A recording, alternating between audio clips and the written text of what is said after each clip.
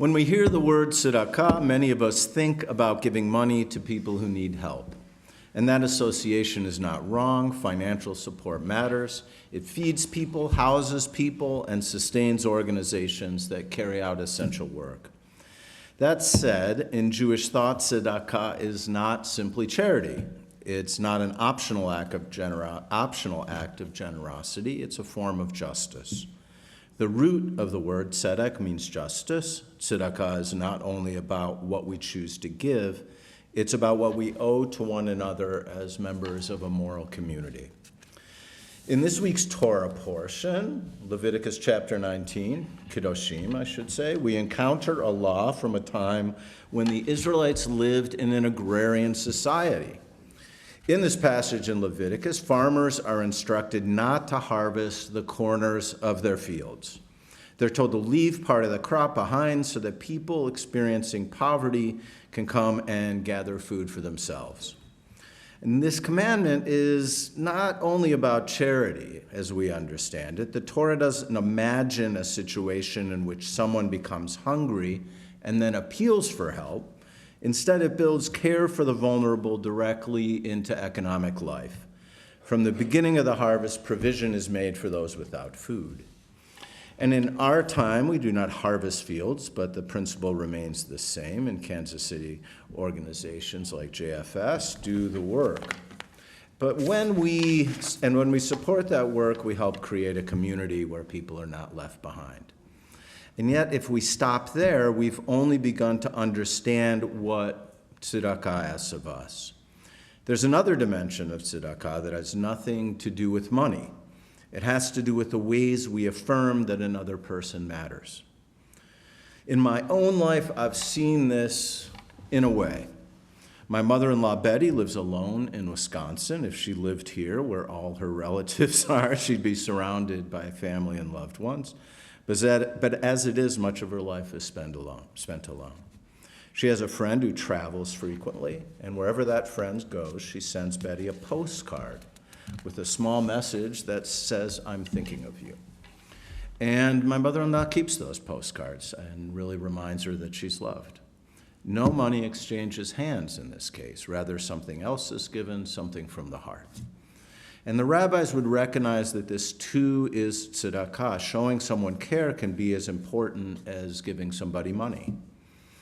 There's yet another dimension of tzedakah, one that is emphasized in rabbinic literature. It may be a bit of a surprise to us. There's such an emphasis on reputation in rabbinic literature. My guess it's because Jews lived in small communities.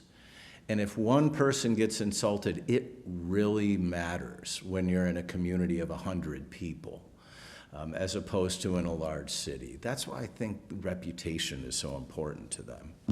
Maimonides, in his discussion of the laws of charity, mentions a law that probably seems odd or even unjust to us. When a person falls from wealth into poverty, the obligation of tzedakah is not merely to provide basic needs.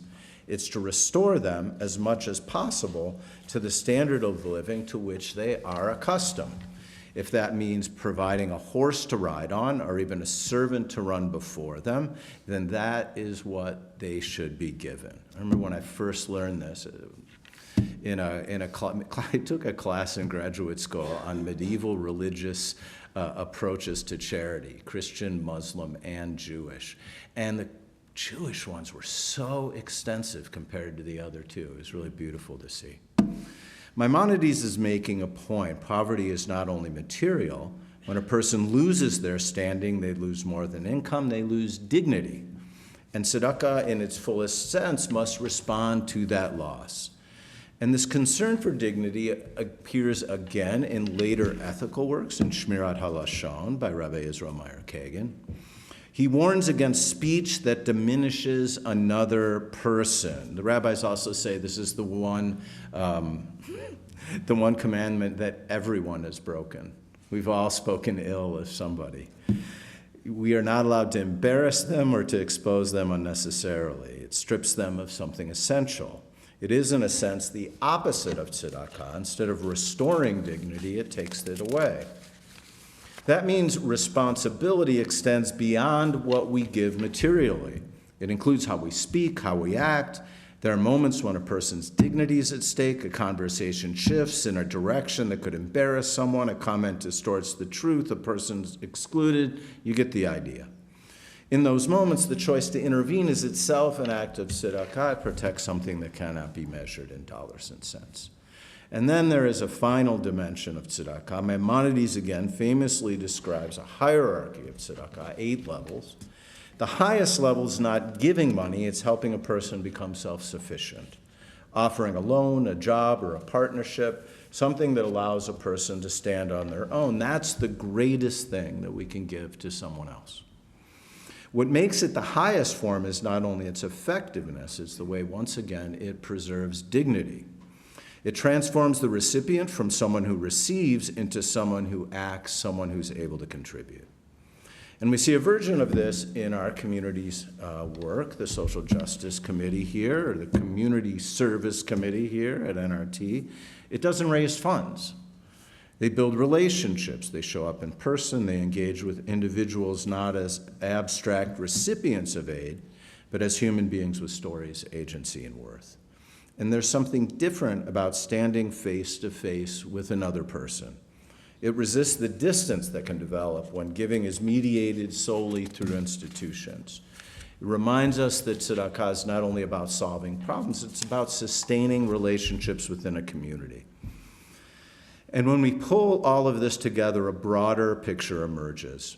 Tzedakah is not confined to a single act or category. It's a way of structuring our lives.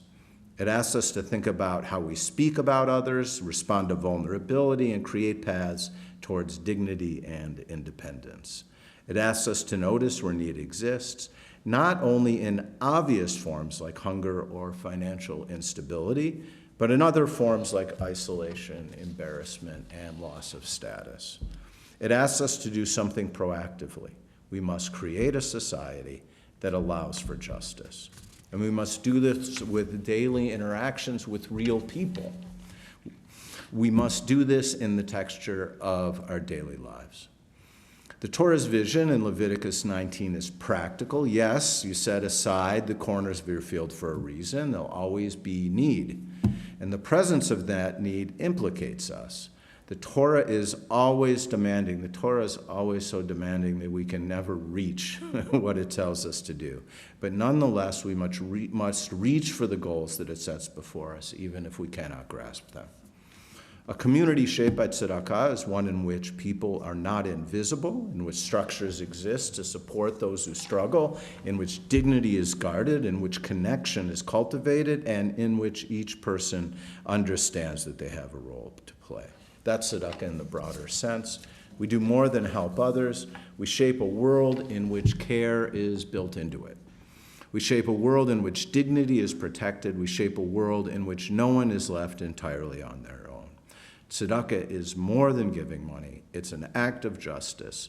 It's an act of faith in what our community can become. Shabbat Shalom.